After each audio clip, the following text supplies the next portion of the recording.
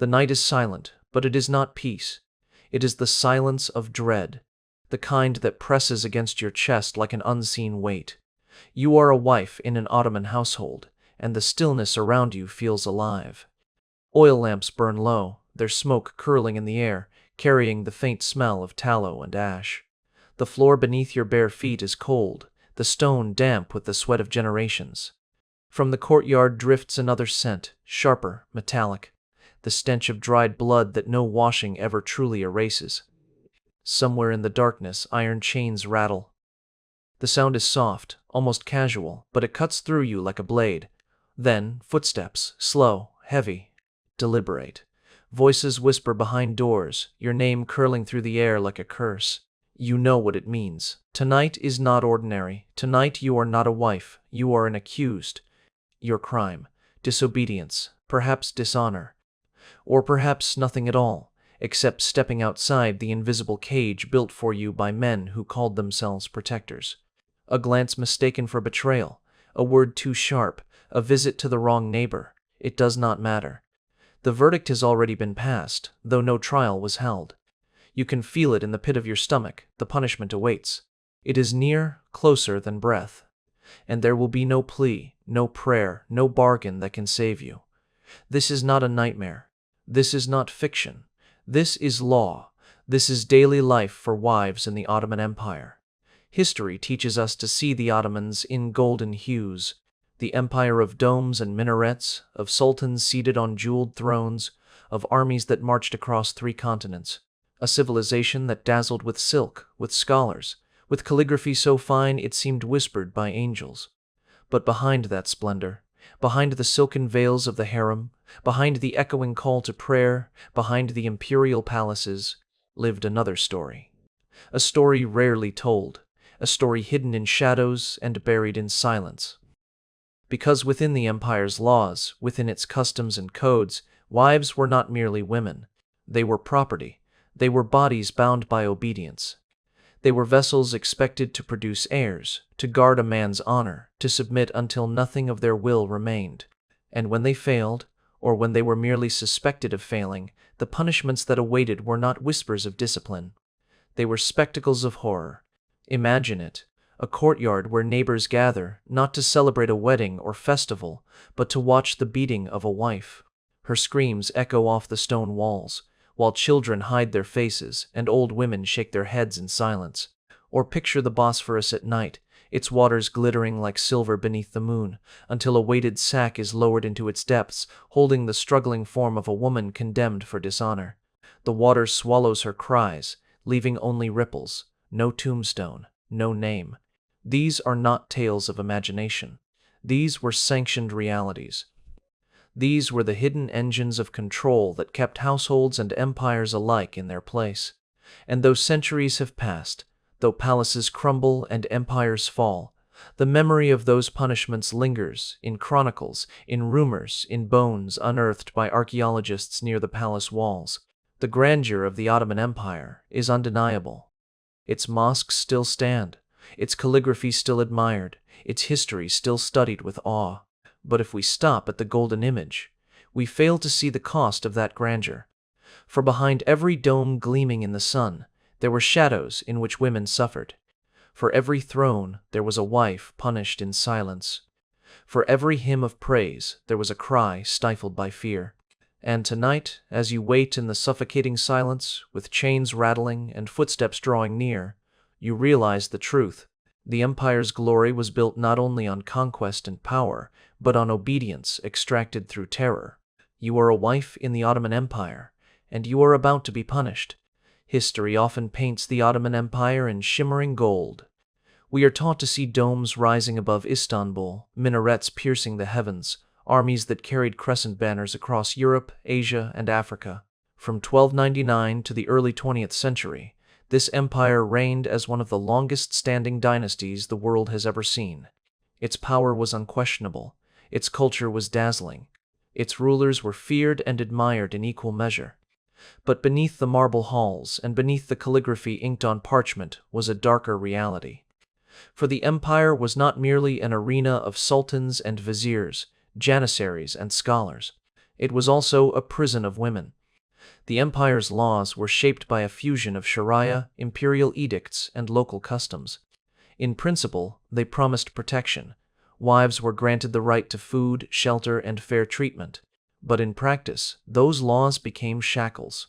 A husband's authority was absolute, backed by state and scripture. A woman who disobeyed her husband, even in small matters, could be punished legally, brutally, and without recourse. She had no voice in court, no sanctuary to flee to. Her body, her honor, her very breath belonged to him. Consider the household. In the Ottoman imagination, it was more than a private home. It was a miniature empire. The man was the sultan, the wife his subject. Just as the empire itself demanded loyalty and submission from conquered lands, the husband demanded the same from his wife. Disobedience was rebellion, and rebellion had only one answer: punishment. This was reinforced by religious justifications. Chroniclers and preachers told men they were custodians, protectors of women, but protection came with the blade of control. In sermons and legal rulings, jurists explained that if a wife strayed, if she dared to undermine a man's honor, the punishment must be swift. For her disobedience did not harm her alone. It stained the entire household, the entire lineage, the entire faith. This is why punishments were not merely acts of cruelty, they were rituals, they carried symbolism. A scar branded on the face was more than pain, it was a mark of dishonor, a warning to others. A drowning in the Bosphorus was not only execution, it was erasure, a silencing so complete that even the body was denied to family. Each punishment reinforced the same brutal message: wives did not own themselves. They were extensions of their husbands, and the empire itself mirrored this principle. Within the imperial palace, the harem stood as both wonder and prison. To outsiders, it was a place of silk and music, perfumed gardens and glittering jewels.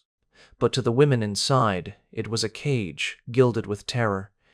The slightest suspicion of disloyalty could result in punishment or death, without trial, without question. Eunuchs dragged silken cords across women's throats. Weighted sacks disappeared beneath black waters. These punishments were not isolated to the palace. They echoed through every level of Ottoman society, from the lowest villages to the highest courts. Travelers from Europe wrote with unease about the way Ottoman society handled wives. In their accounts, punishment was not whispered, it was visible. Women beaten in courtyards, women confined to cages as neighbors walked past. These were not hidden crimes, they were lessons, public demonstrations of control. A wife was a warning to other wives, her suffering was spectacle. And yet, silence cloaked these acts. Chronicles praised sultans for justice, but rarely recorded the cries of wives. Legal codes preserved men's rights but erased women's pain. The empire's grandeur became a veil, hiding the screams behind the mosque walls, behind the bustling bazaars, behind the painted tiles of the palaces. If you think silence was punishment enough, wives veiled, secluded, stripped of freedom, think again. What awaited those who crossed invisible boundaries was not mere restriction. It was terror dressed as law. It was pain sanctified as order. Because when a wife displeased her husband in the Ottoman Empire, her fate could descend into horrors that words struggle to contain. Some were beaten until bone met air. Some were scarred so their faces became living warnings. Some were drowned in moonlit rivers. Others suffocated beneath silken cords. And if you think this is already horrific, wait until you hear what came next. The punishments did not stop with pain, they escalated. They twisted into forms so cruel, so meticulously devised, that their memory still haunts history like a ghost. The grandeur of the Ottoman Empire stands tall in history books. But behind the gold and glory, there was blood. Behind the chants of prayer, there were muffled cries. Behind the legacy of power, there was silence enforced by horror. The door creaks open. Heavy footsteps enter the room, and your blood runs cold. You know what is coming, because you've heard the stories whispered between women in the marketplace, stories they tell in hushed tones so men will not hear, stories of punishments so cruel they do not seem real until the day they come for you. And they will come, because in the Ottoman Empire, a wife's disobedience was not private. It was an offense to honor itself, and honor demanded blood. It begins with the simplest, yet most degrading punishment: a beating. You are dragged from your chamber into the open courtyard. The stones are still warm from the day's sun, but their warmth turns to ice beneath your knees as you are forced down. Neighbors gather. Some avert their eyes, others watch closely, as if learning a lesson. The husband lifts a rod, sometimes wood, sometimes cane, sometimes leather. Each strike is not just pain, but humiliation. Skin breaks, bruises bloom, blood stains the stones. Your cries rise into the air, but they are not answered with pity. They are drowned by the silence of onlookers, because in the Ottoman household, a wife was property.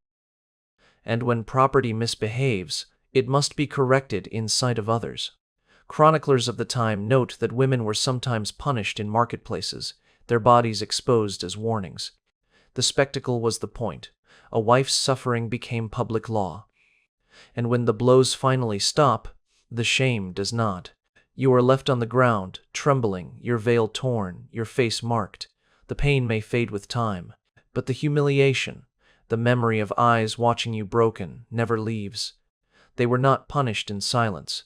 They were shamed. If the beating does not silence you, the cage will. Imagine a wooden box, or worse, an iron frame scarcely wide enough to crouch inside. This was the cuckoo cage. Some were built to suspend from beams or tree branches, forcing the wife into a twisted parody of a bird displayed, yet unable to fly. Inside, the air is stifling. You cannot stretch your limbs. Hours turn into days. The sun beats down by day. The cold gnaws by night. There is no food, little water. The body swells, cramps, and aches until you forget what it feels like to stand. Travelers' journals mention women confined this way, hung in courtyards or placed near busy streets. Their degradation was entertainment. Children threw stones, men spat insults. The cage reduced a wife from human to animal, a warning against defiance. Some never emerged alive. Others came out broken, their backs permanently hunched, their voices reduced to whimpers.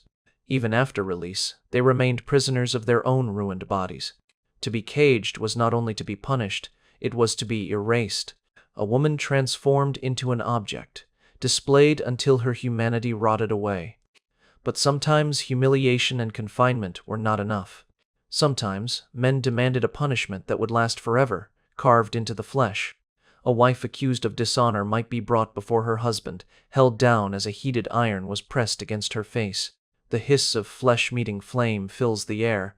The smell of burning skin clings to the nostrils. And then the scar. Permanent, inescapable. The brand was more than pain, it was a mark. A sign that she had failed, that she carried dishonor. For the rest of her life, she wore her punishment on her skin. No veil could truly hide it. No prayer could erase it.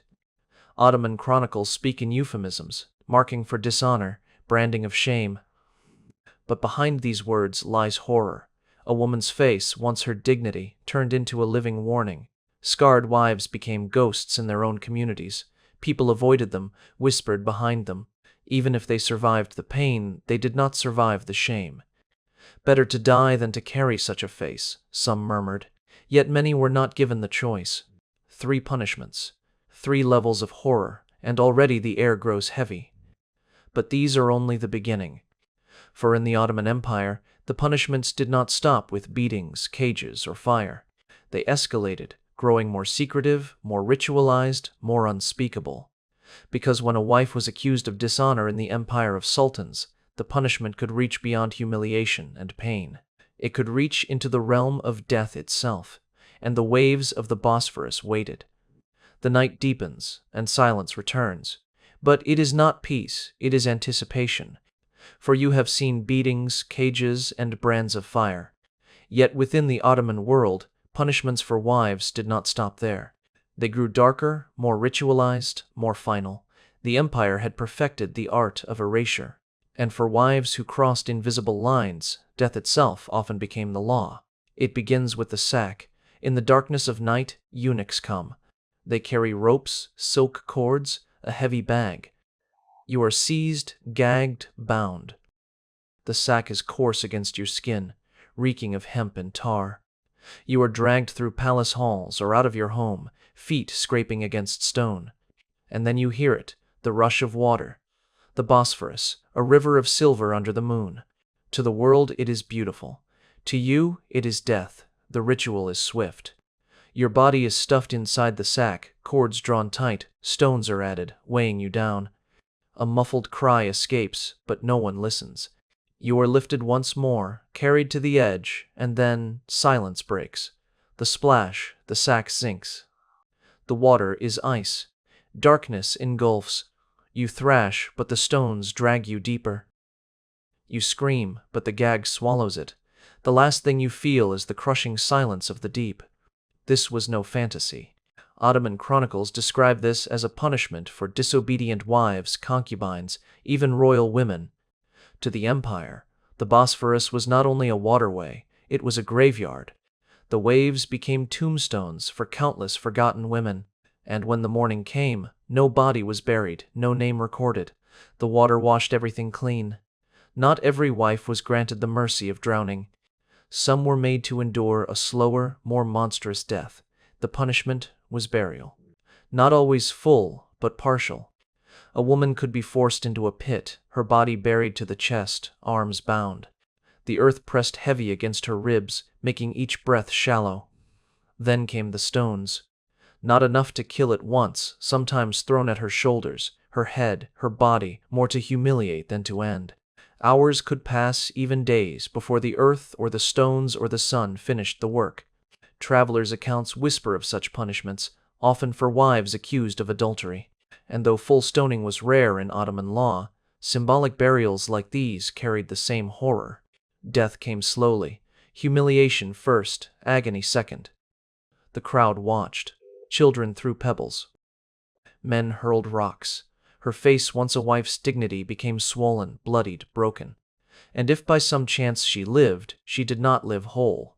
She lived as a walking corpse, her body marked, her spirit shattered. But for wives tied to power, a more refined punishment was reserved: the strangling cord. Silk was chosen because it spilled no blood. In the eyes of the empire, it was clean, silent, fitting for a woman of noble rank. But to the victim, it was horror beyond words. Picture it, two strong eunuchs standing behind, the silken bowstring wrapped around your neck. The cord is soft at first, almost gentle, and then it tightens. Your breath catches. Your vision blurs. Fingers claw at the cord, but silk cuts deeper the more you fight. The silence grows unbearable. You want to scream, but only a rasp escapes. The cord digs in. Darkness blooms. The last sound you hear is the rushing of your own blood. This method was used within the palace, often against concubines or wives accused of betrayal. The empire valued silence: no mess, no spectacle, no record. Just a body carried away, another name erased. And yet for the woman it was anything but silent. It was suffocation, terror, the slow collapse of life, while silk, meant for beauty, became the tool of death. And for some, death was not granted. Instead, they were left alive, but broken, mutilated beyond recognition. A wife accused of betrayal might find her nose cut off, her ears sliced away, her fingers severed. These were not random acts of cruelty. They were punishments sanctioned by law, meant to mark dishonor in the flesh. Archaeological remains reveal women with such injuries, their bones and scars testifying to what chronicles often left unsaid. A mutilated wife could no longer hide her punishment.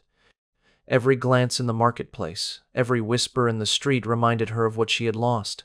Not only body parts, but dignity, identity, belonging. She is no longer a woman, people would murmur. She became a ghost while still alive. This was perhaps the cruelest punishment of all, not death, but a half-life. To breathe, but not to live. To exist, but only as a warning. 7 punishments, each more horrific than the last. From beatings to cages, from fire to water, from stones to silk, from mutilation to silence. And yet, there was one punishment that eclipsed them all. A ritual so chilling, so perfected in cruelty, that it became legend in whispers. The wives who met this fate vanished entirely, swallowed by water and darkness, their screams lost forever. That was the climactic horror, the sack of silence, and it waits for you. The eunuchs come at night. They always come at night. The lamps in the palace corridors burn low, their smoke snaking upward like restless spirits. The air is thick with incense, but beneath it lies another smell: tar, hemp, and the faint musk of the river. You know that smell. It is the smell of the Bosphorus. Your wrists are bound with silken cords, soft against your skin, but unyielding. You are gagged, dragged from your chamber without a word. The marble floor scrapes against your bare feet, each step echoing in the silence. You try to resist, but resistance is useless. The eunuchs do not speak. They do not falter. They have done this before. You are carried through the gardens, past the moonlit fountains, past the whispering cypress trees that line the paths. Once these gardens were paradise. Tonight they are the road to your grave. The sack waits for you. Coarse, heavy, reeking of damp rope, its mouth gapes open like a beast hungry for flesh. Stones lie beside it, smooth and cold, chosen carefully to weigh you down. This is no hurried act. This is ritual. They force you inside. The sack closes around you, suffocating, stripping away sight and air. The fibers scratch your skin. The stones press against your ribs. The cords cinch tight at the top, sealing you in darkness. You cannot move. You cannot breathe. You are no longer a wife, no longer a woman. You are cargo. The eunuchs lift you, the weight of stones making your body sag in the sack. You are carried through the gates, down the worn steps that lead to the water's edge. The Bosphorus spreads before you, vast and silver under the moonlight. To the empire, it is a highway of trade, of power, of conquest. To you, it is the graveyard of women. The eunuchs do not pray. They do not speak. They do not hesitate. With one heave, they swing the sack outward. For a moment, you hang suspended in the air. Then the world drops. The splash is thunder in your ears. The water is ice, slamming against your body, seeping through the sack. You twist, kick, thrash, but the stones pull you down. Deeper, faster. The weight drags you into silence. You try to scream, but the gag swallows your cries. The sack clings tighter, its fibers biting into your skin. Darkness swallows everything. The world above, moonlight, gardens, domes, vanishes. Only the river remains cold and endless. Your chest burns. Your lungs convulse. The body fights for air, but there is none. You inhale water. It scalds your throat, floods your lungs. Panic gives way to terror. Terror gives way to despair. Your limbs grow heavy. Your heartbeat roars in your ears, then falters. And in that final moment, when breath is gone and light has died, you realize the truth. You will not be remembered. There will be no tomb, no stone, no prayer whispered for your soul. You vanish as if you never lived. The Bosphorus will keep your secret, as it has kept the secrets of countless wives before you. This was not execution. It was erasure. The chronicles never write your name. The law records nothing. Tomorrow, the palace will awaken as if nothing has happened. The Sultan will pray, courtiers will bow, merchants will trade, and the water will ripple as though it swallowed only shadows. But you were not shadow. You were flesh. You were a wife. You were a woman who laughed, who dreamed, who loved. And now you are silence. The Ottomans called it order. They called it discipline. They called it justice. But what it was horror. The sack of silence was not reserved for common wives alone. Concubines of the harem, mothers of princes, even royal daughters met this fate when accused of betrayal or suspicion. The higher the rank, the quieter the death. Silk cords left no blood, sacks left no graves. The empire perfected the art of making women vanish. And still, the Bosphorus remembers. Divers centuries later uncover bones tangled in silt, traces of rope fibers preserved in mud. Archaeologists whisper that these may be the wives who drowned, erased from history, but never from the earth. Even the river itself cannot keep such silence forever. Imagine it. Night after night, sack after sack, the water swallowing screams that no one else would hear. How many women? Dozens, hundreds, thousands, we will never know. Their voices are gone, their names obliterated. But their silence remains, echoing through the centuries. The empire rose on conquest and glory, but it sustained itself with obedience enforced through fear. And in the end, fear took its most perfect form in the sack of silence. No woman returned from it. No one escaped it.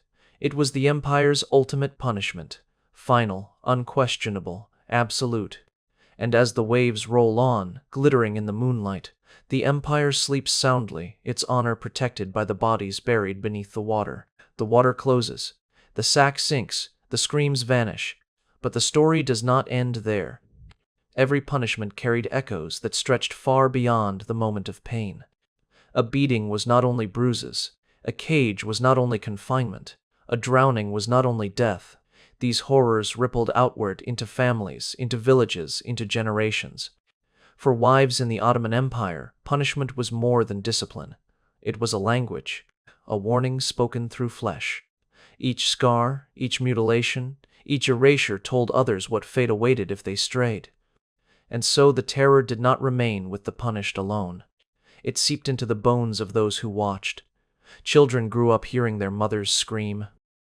They saw their neighbors dragged into courtyards, their aunts branded with fire, their cousins vanish into the river. These children learned obedience not through guidance, but through fear.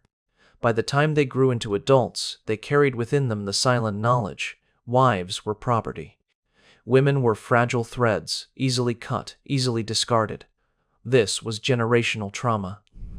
Not the kind written in chronicles, but the kind carved into memory and passed from mother to daughter, father to son. A silence that became law, a fear that became culture. And yet, even silence leaves traces. Archaeologists have found bones near palace grounds, women's skeletons bound at the wrists, teeth worn down from gags. By the Bosphorus, divers have pulled fragments of cloth and rope, preserved in silt. These remnants tell a story the chronicles refuse to write. They prove what whispers always knew: wives were drowned, erased, buried in water.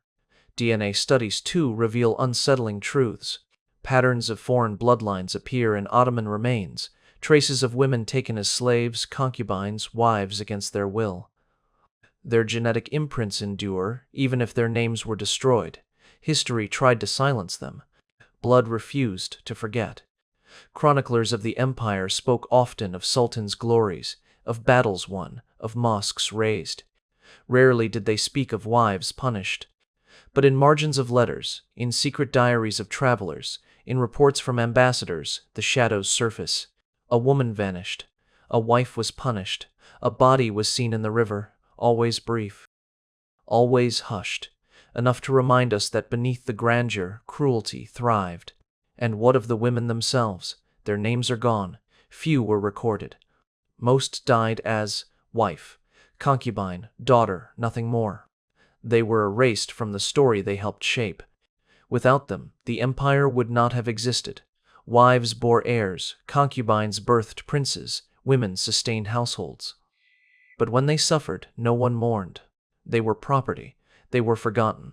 The psychological impact stretched beyond individuals. It shaped entire societies. By teaching that wives were expendable, the empire built a culture of silence.